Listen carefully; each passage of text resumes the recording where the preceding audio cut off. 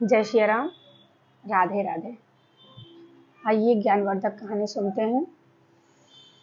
दान का कितना बड़ा महत्व होता है। एक लकड़हारा था। वो जंगल से लकड़ियां बीन कर लाता था और उसी से वो अपना गुजारा करता था। उसकी पत्नी ने एक दिन कहा कि आप बहुत छोटा सा धन लेकर आते हैं, बहुत कम धन लेकर आते हैं, इससे हमारा गुजारा हो नहीं पाता। तो ऐसा करिए, कुछ ज़्यादा मेहनत करिए, कुछ ज़्यादा लकड़ियाँ इकट्ठा करिए ताकि परेशानी ना हो। लकड़हारा एक दिन गया। लकड़हारा जब गया जंगल में तो वो लकड़ियाँ तोड़ने लगा। तो उस दिन उसे क्या हुआ, वो तोड़ते तोड़ते बहुत घने जंगल में चला गया। तो वहाँ पे एक संत बैठकर तपस्या कर रहे थे। लकड़हारे को दिखा नहीं, क्योंकि वो तपस्या बहुत वर्षों से कर रहे थे। उनके ऊपर घास भूस भी जम गए थे, दीमक लग गए थे।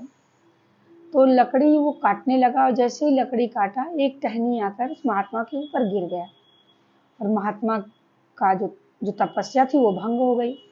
महात्मा उठे, क्रोध में आकर उस लकड़हारे को श्राप दे दिया कि जाओ तो कुत्ता बन जाओ। अब लकड़हारा बेचारा तत्काल कुत्ता बन गया।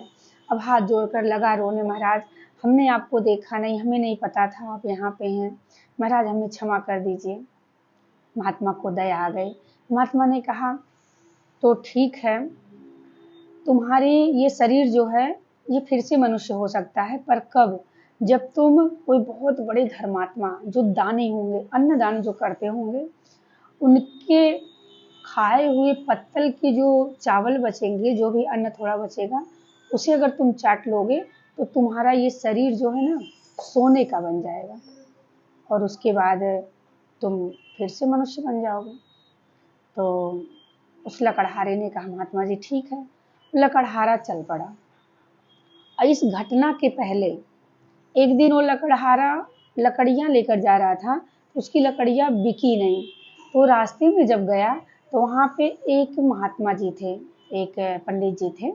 तो वो लकड़हारे को देखें, लकड़हारा ने कहा महाराज लकड़ियाँ खरीद लीजिए। तो महात्मा जी ने कहा नहीं नहीं, हमें ज़रूरत नहीं है, तुम लकड़ियाँ ले जाओ। उसने कहा देखिए 10 रुपए की लकड़ी है, पर मैं आपको 5 ही रुपए में दे दूँगा। तो बोला कि ठीक है।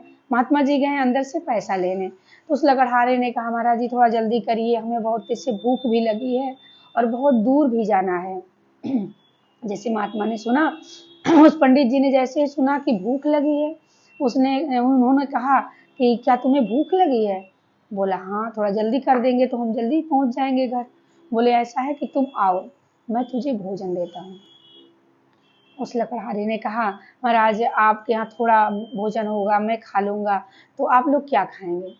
पंडित जी ने कहा देखो, प्रभु की कृपा से हमारे पास इतना अन्न है कि जितने लोग भूखे प्यासे आते हैं मैं सबको भोजन कराता हूँ।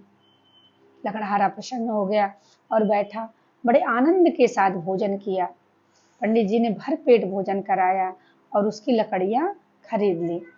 उस लकड़हारे ने कहा पंडित जी ऐसी बात है कि जो 10 रुपए की लकड़ी है मैं आपको 5 रुपए में ही दिया करूँगा, क्योंकि आप इतना बड़ा धर्म का कार्य करते हैं, भूखे को भोजन कराते हैं, तो हम भी छोटा सा कार्य कर लें, हम भी सेवा में अपने धन को थोड़ा लगाएं। वो लकड़हारा उस दिन तो चला गया, अपनी पत्नी से बताया। पत्नी उसकी डांटने लगी कि आप क्या कर दिए, अपना नुकसान कर दिए। तो ऐसे नहीं, पैसा ज़्यादा लाते हैं और ऊपर से नुकसान भी करके आते हैं। उसने कहा देखो वो इतने बड़े धर्मात्मा हैं, तो मैं भी थोड़ा धर्म का काम कर लूँ। उसके दूसरे दिन की घटना थी, जब वो जंगल गया तो महात्मा जी ने उसे श्राप दे दिया। उस लकड़हारे को पता था कि पंडित जी बहुत धर्मात्मा है, हम उनके खाए हुए पत्तल को चाटेंगे, उनकी जूठन को खाएंगे तो हमारा अवश्य उद्धार हो जाएगा। वो कुत्ता दौड़ा दौड़ा गया, उस पंडित जी के दरवाजे पे चुपचाप बैठ गया। पंडित जी जब भोजन किए और भोजन करके अपनी पत्तल बाहर जैसे डालें, उस पत्तल को जाकर उस कुत्ते ने चाटना प्रारंभ कर दिया। जैसे उस कुत्ते ने चाटा, उसका आधा शरीर सोने का हो गया, आधा शरीर बचा। अब वो क्या करे, अब किसके पास जाए? फिर वहां से वो दौड़ा दौड़ा गया, इधर उधर ढूंढ रहा है कि कौन है जो अन्न का दान करते हैं, बहुत बड़े धर्मात्मा हैं। वो दौड़ा दौड़ा गया। एक राजा थे जो अन्न दान कर रहे थे। राजा जो थे वो अन्न दान खूब कर रहे थे, उनके यहाँ गया। तो वहाँ पे जैसे राजा ने भोजन किया, उसने पत्तल चाटी और उसका शरीर सोने का नहीं हुआ, आधा शरीर ऐसे का ऐसा है। फिर उसने देखा कि एक सेठ जी थे जो बहुत ही गाय दान कर रहे थे, गोदान।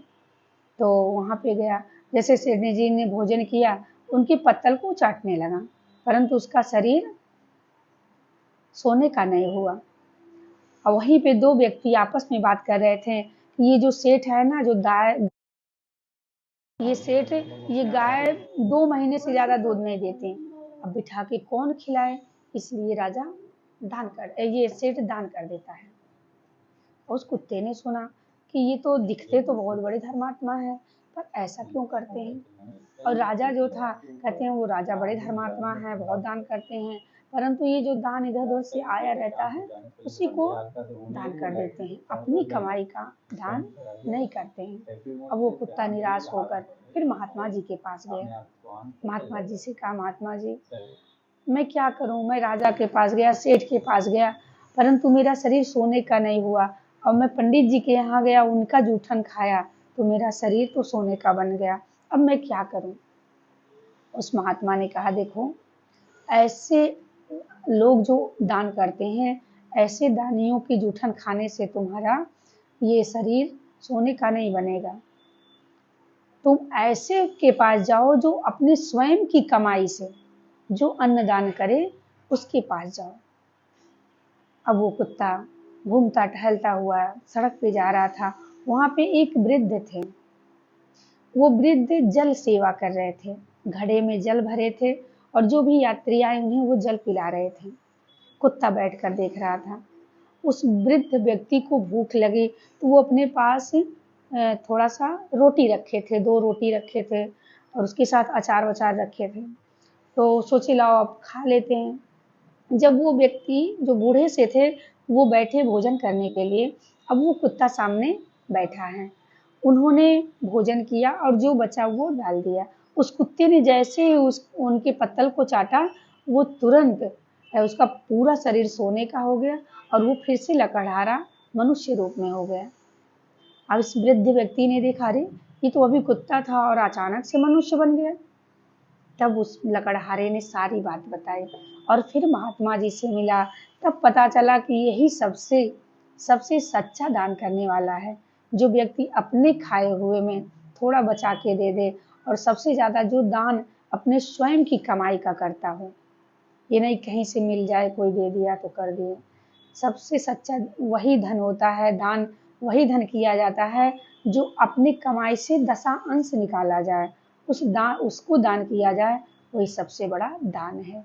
इसलिए दान का बहुत बड़ा महत्व होता है, सबको दान करना चाहिए।